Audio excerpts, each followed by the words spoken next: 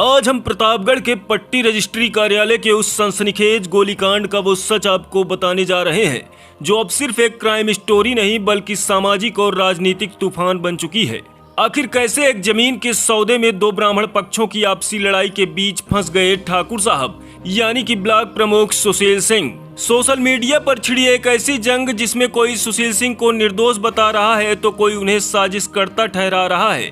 लेकिन सवाल ये है, क्या यह सिर्फ जमीन का विवाद है या इसके पीछे छिपा है सामाजिक तनाव का बड़ा खेल? क्या सुशील सिंह वाकई इस विवाद को रोकने गए थे जैसा उनके समर्थक दावा करते हैं, या फिर यह एक सुनियोजित साजिश थी जैसा उनके विरोधी कह रहे हैं? दो ब्राह्मण पक्षों के बीच ठाकुर साहब कैसे फंस गए और क्या है इस गोलीकांड की असली सच्चाई, ये तो हम आपको बताएंगे ही। लेकिन सबसे बड़ा सवाल, क्या सुशील सिंह इस विवाद के असली खलनायक हैं या फिर वो सिर्फ एक गलतफहमी के शिकार हुए हैं? तो दोस्तों, इस सनसनीखेज कहानी का हर पहलू, हर राज और हर सवाल का जवाब जानने के लिए इस वीडियो को अंत तक जरूर देखें और प्रतापगढ़ की सभी सनसनीखेज खबरों से जुड़े रहने के लिए अभी सब्सक्राइब करें हमारे चैनल को, ताकि हमारे हर एक वीडियो की नोटिफिकेशन आपको सबसे पहले मिल सके। और वीडियो पसंद आए तो वीडियो को लाइक करके अपने दोस्तों के साथ शेयर जरूर करें। तो चलिए इस सनसनीखेज कहानी में आगे बढ़ते हैं और जानते हैं आखिर कैसे दो ब्राह्मणों के आपसी विवाद में फंस गए ठाकुर साहब यानी कि ब्लॉक प्रमुख सुशील सिंह।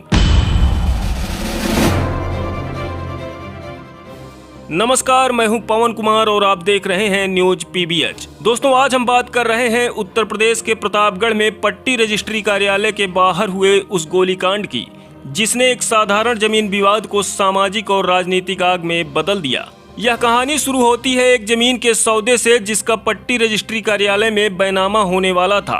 जमीन विक्रेता जगन्नाथ विश्वकर्मा, जो इस प्रकरण के असली सूत्रधार हैं, इन्होंने अपनी जमीन का सौदा एक ब्राह्मण व्यक्ति ब्रिजेश तिवारी से किया और उसी जमीन की लिखा पढ़ी करने के लिए 21 जुलाई 2025 को पट्टी तहसील के रजिस्ट्री कार्यालय पहुंचे थे और इनके साथ थे बैनामा कराने आए तिवारी पक्ष से 12 से 15 लोग। लेकिन इस कहानी में नया मोड़ तब आ गया जब एक दूसरा ब्राह्मण पक्ष भी रजिस्ट्री कार्यालय पहुंचकर इस बैनामे को रुकवाने का प्रयास करने लगा। आखिर ये दूसरा पक्ष था कौन, इसे जानना इसलिए जरूरी है क्योंकि इस पूरी खूनी वारदात की कहानी इन्हीं किरदारों के इर्द गिर्द घूमती है।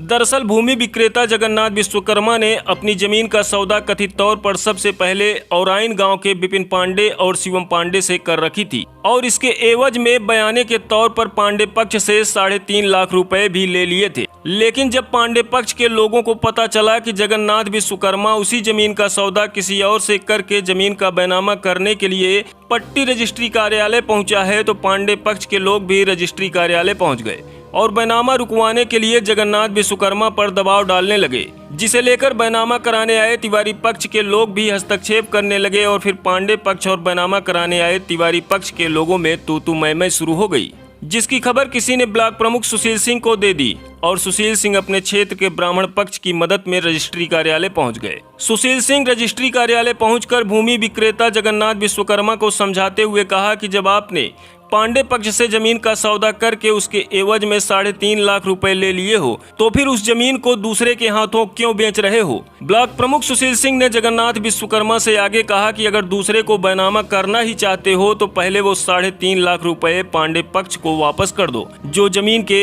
एवज में लिए हो, और अगर पैसा नहीं लौटा सकते तो जमीन की रजिस्ट्री किसी और को नहीं बल्कि पांडे पक्ष को कर दो। जिसके जवाब में जगन्नाथ विश्वकर्मा ब्लॉक प्रमुख सुशील सिंह से कहते हैं कि भैया हमको कुछ लोग मिसगाइड कर दिए थे। जगन्नाथ विश्वकर्मा और ब्लॉक प्रमुख सुशील सिंह के बीच हो रही इन बातचीत का एक वीडियो सामने आया है जो कि गोलीकांड से कुछ मिनट पहले का है। तो आइए आपको सबसे पहले इस वीडियो में ब्लॉक प्रमुख सुशील सिंह और जगन्नाथ विश्वकर्मा की आपसी बातचीत सुनाते हैं, फिर आपको बताएंगे कि इसके बाद ऐसा क्या हुआ जो कि पट्टी तहसील गोलियों की तड़तड़ाहट से गूंज उठा। पहले आप इस वीडियो को देखिए। ये बतावा पैसा कंची लेगा कहे दूसरे बैनामा करते हैं?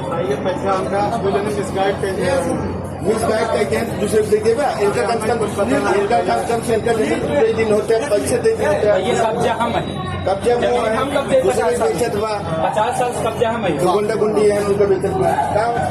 लेकिन हम कहते ये तो पैसा दे दीजिए, ये तो लिख दीजिए, मतलब दूसरी एक चीज करा अगला आदमी से और अगला आदमी कांच बेचे, सब दोनों भाई हैं खाए पिए, यह वाच करता है 30 साल आए भी जाएगी। रजिस्ट्री ऑफिस आए हैं जो ब्राह्मण मामला है वो विश्वकर्मा जी हैं, वो पैसे नहीं लिए बयाना सारी की बात 14 पे जमीन है, ज़्यादा से ज़्यादा 10 लाख वही दे दो वापस। विश्वकर्मा है, क्या नाम है? बेचे वाले नाम का आयो जगन्नाथ विश्वकर्मा ये बतावा पैसे आप एलसी ले हैं कहीं दूसरे पैनामा करते हैं? ये पैसा आमका आपल्याला मिसगाइड केले ये पैसा आमका आपल्याला मिसगाइड केले। तो सुना आपने जगन्नाथ विश्वकर्मा क्या कह रहे हैं। किसी ने जगन्नाथ विश्वकर्मा को मिसगाइड कर दिया था और वो जमीन का बयाना किसी और से लेकर बैनामा किसी और को करने रजिस्ट्री कार्यालय पहुंच गए।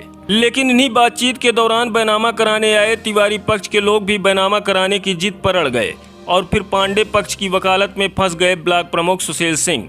अब यह बहस तिवारी पक्ष और सुशील सिंह के बीच शुरू हो गई और ये बहस इतनी आगे बढ़ गई कि हाथापाई शुरू हो गई। सुशील पक्ष के लोगों के अनुसार इन्हीं हाथापाइयों के बीच तिवारी पक्ष के लोगों ने ब्लॉक प्रमुख सुशील सिंह पर जानलेवा हमला कर दिया, जिसके बाद आत्मरक्षा में सुशील सिंह ने गोली चला दी, जिससे तिवारी पक्ष के 2 लोग घायल हो गए।